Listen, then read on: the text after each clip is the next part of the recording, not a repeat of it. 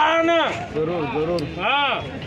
मालेगाव तालुक्यातील आजेंग या गावी एका 8 वर्षाच्या चिमुरडीवर एका नरदामाने तिचं अपहरण करून ती 2-3 दिवस बेपत्ता होती आणि त्याच्यानंतर एका विहिरीमध्ये ती मृत अवस्थेत सापडली।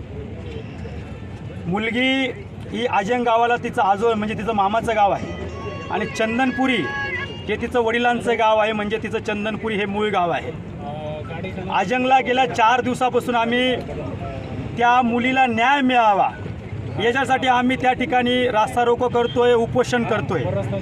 म्हटलं 4 दिवसामध्ये पोलीस प्रशासनाकडून फक्त एका संशयिताला अटक करण्यात आलेलं आहे। एका संशयिताला अटक करण्याच्या पलीकडं पोलीस प्रशासनाकडून कुठलीही ठोस कारवाई करण्यात आली नाही, कुठल्याही दुसऱ्या आरोपीला अटक करण्यात आली नाही। आरोपी किती होते, गुन्हा कसा घडला याची कुठली माहिती आम्हाला देण्यात आली नाही। आम्ही या ठिकाणी मुलीच्या आईवडिलांनी असा निर्णय घेतलेला आहे की जोपर्यंत त्या चिमुरडीचे मारेकरी तिला अपहरण करणाऱ्यांना पोलीस प्रशासन अटक करत नाही तोपर्यंत आम्ही तिचा देह आमच्या ताब्यात घेणार नाही, तिचा आम्ही अंत्यविधी करणार नाही। आम्ही गेल्या 2-3 दिवसापासून मालेगाव नामपूर रस्त्यावर उपोषण करत होतो, पण तिथं उपोषण करून कुठल्याही मीडिया चॅनलने आमची दखल घेतली नाही, कुठल्याही वृत्तपत्राने आमची दखल घेतली नाही, कुठल्याही पोलीस प्रशासनाने आमची दखल घेतली नाही। उलट पोलीस तिथं आमच्यावर लक्ष ठेवण्यासाठी बसून आहात आणि त्याच्यामुळे आज आम्ही चंदनपुरी गावाला आवाहन केलं की मुलगी तुमच्या गावाची आहे, आमच्याकडून आम्ही पाठपुरावा करतोय पण तुमच्याकडून सुद्धा पाठपुरावा झाला पाहिजे। म्हणून चंदनपुरी गावाच्या ग्रामस्थांनी आज मुंबई आग्रा हा मुख्य हायवेवर त्या मुलीला न्याय मिळवण्यासाठी हे उपोषण केलेलं आहे। पोलीस म्हणता आम्ही तपास करतोय, आम्ही लवकरच अटक करू, आम्हाला 7 दिवसाची मुदत द्या, आम्हाला 8 दिवसाची मुदत द्या। मात्र 4 दिवसात आमच्या हातात काही लागलं नाही। त्या चिमुरडीची डेड बॉडीसुद्धा आम्ही गाववाल्यांनी सापडवली, ती सुद्धा पोलिसांना सापडली नाही, त्याला सुद्धा आम्हाला गाववाल्यांना प्रयत्न करावा लागला। अशा प्रकारचा अन्याय अत्याचार करणारे जर वाचत असतील तर मला एक सांगा, तुमची आणि माझी मुलगी अंगणामध्ये खेळू शकते का याचा विचार आपण केला पाहिजे।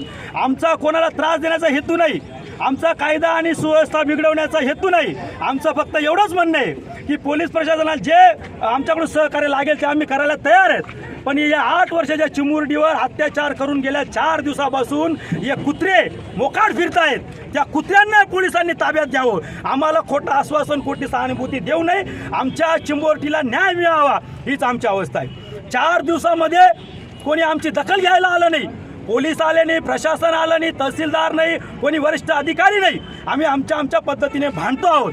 आज आम्ही न्याय मागण्यासाठी दारोदार भटकतो आहोत। आजमगडला उपोषण केलं, तिथं येऊन आम्हाला चंदनपुरीला उपोषण करावं लागते। अशा घटनेमध्ये सुद्धा जर प्रशासन असेल, शासन असेल, लोकप्रतिनिधी असतील किंवा पोलीस असेल, अशा प्रशासनामध्ये जर आपण संवेदनशील नसाल तर मी आपला जाहीर निषेध करतो।